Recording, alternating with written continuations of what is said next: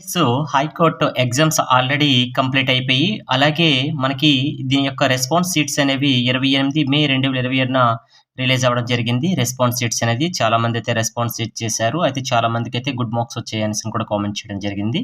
ఈ యొక్క response sheets open అయిన తర్వాత మనకి మన యొక్క మార్క్స్ కాలిక్యులేట్ చేసుకుంటాం కదా! మన యొక్క ఓటీపీ ఐడీ ద్వారా పాస్వర్డ్ ఇచ్చి క్యాప్చా ఎంటర్ చేసిన వెంటనే మన యొక్క ఎగ్జామ్ పేపర్ ఓపెన్ అవుతుంది. వాళ్ళిచ్చే ఆన్సర్స్, మనమిచ్చే ఆన్సర్స్ ఏ రకంగా చెక్ చేసుకోవాలనేది ప్రతి ఒక్కరికి తెలిసిందే. అయితే మీరు కాలిక్యులేట్ చేసిన మార్క్స్ అన్నీ రా మార్క్స్ మాత్రమేనండి. ఆ రా మార్క్స్ వచ్చిన తర్వాత ఎవరైనా ఏవైనా క్వెషన్స్ లాజికల్‌గా కొద్దిగా థింక్ చేసేసి కొన్ని రాంగ్ కూడా రావచ్చండి మనం రైట్ పెట్టేవి. కానీ అటువంటి వాటికి మనకి అబ్జెక్షన్ ఫార్మ్ కూడా మన యొక్క ఓటీపీ ఐడీ ద్వారా లాగిన్ అయితే మన అప్లికేషన్ ఫార్మ్‌లో అనేది మనకి రెస్పాన్స్ షీట్స్ పక్కనే మనకి అబ్జెక్షన్ ఫార్మ్ కూడా ఓపెన్ అవుతది. అది అబ్జెక్షన్ ఫార్మ్ ఏ రకంగా అయితే మనం ఫిల్ చేయాలనేది ప్రీవియస్‌గా నిన్న ఒక వీడియో చేయడం జరిగింది. మీకు అక్కడ చూస్తే దాని కూడా క్లారిటీ వస్తది. అబ్జెక్షన్ ఫార్మ్‌లో మనకి ఒకవేళ ఏవైనా మార్క్స్ గాని యాడ్ అయితే అవి యాడ్ చేసిన తర్వాత మనకి ఫైనల్ మార్క్స్ అనేది ఇస్తారు. ఈ ఫైనల్ మార్క్స్ అటువంటి ఫైనల్ మార్క్స్‌కి మనకి నార్మలైజేషన్ ప్రాసెస్ అనేది అప్లై చేస్తారు. నార్మలైజేషన్ ప్రాసెస్ ఎందుకు అప్లై చేస్తారనే విషయం కూడా తెలిసిందే. అయితే ఈ నార్మలైజేషన్ ప్రాసెస్ చేసిన తర్వాత మనకి కట్ ఆఫ్ అనేది కాలిక్యులేట్ చేస్తారు. కట్ ఆఫ్ కాలిక్యులేట్ చేసిన తర్వాత మనకి ఇందులో వచ్చినటువంటి మార్క్స్‌ని బేస్ చేసుకొని మెరిట్ లిస్ట్ అనేది ప్రిపేర్ చేస్తారండి. మెరిట్ లిస్ట్‌లో గాని మన నేమ్ ఉంటే మనకి జాబ్ అనేది కన్ఫర్మ్ అయిపోయినట్టుగే. ఆ విషయం ప్రతి ఒక్కరికి తెలిసిందే.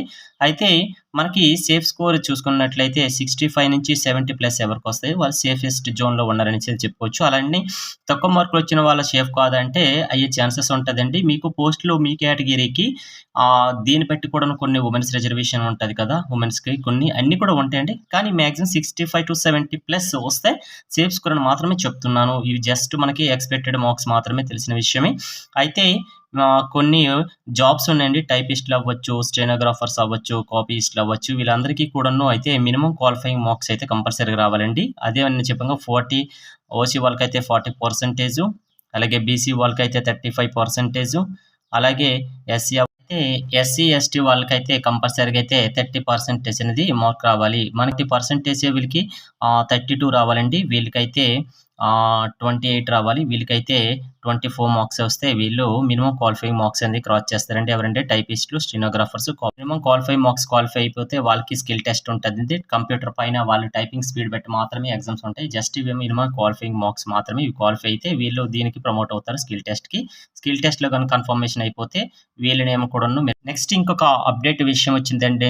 మనకి నిన్న ఈ విషయం గవర్నమెంట్ టీచర్స్ అయితే కంపల్సరీగా అయితే టెట్ అనేది పాస్ అవ్వాలి అనేది కంపల్సరీగా మ్యాండేటరీ. అంటే కంపల్సరీగా అయితే ఇన్ సర్వీస్‌లో ఉన్న టీచర్స్ అనేది టెట్ అనేది క్వాలిఫై అవ్వాలనేసి మనకి సుప్రీం కోర్ట్ అనేది నిన్ననే జడ్జ్ చేయడం జరిగింది. ఈ విషయం మనకి సుప్రీం కోర్ట్ ప్రతి స్టేట్ కూడాను కంపల్సరీగా అయితే ఈ టెట్ అనేది కంపల్సరీగా పాస్ అవ్వాలని మనకి 2025 సెప్టెంబర్ 1న రిలీజ్ చేయడం జరిగింది ఈ వార్తని. అయితే టోటల్‌గా రివ్యూ పిటిషన్స్ అండి మాక్సిమం అయితే 69 వరకైతే ఉపాధ్యాయ సంఘాలనేది రివ్యూ పిటిషన్స్ ఏసాయి కదా! ఇవన్నీ కూడాను ప్రెజెంట్ అంటే నిన్ననో సుప్రీం కోర్ట్ అనేది కొట్టివేసిందండి.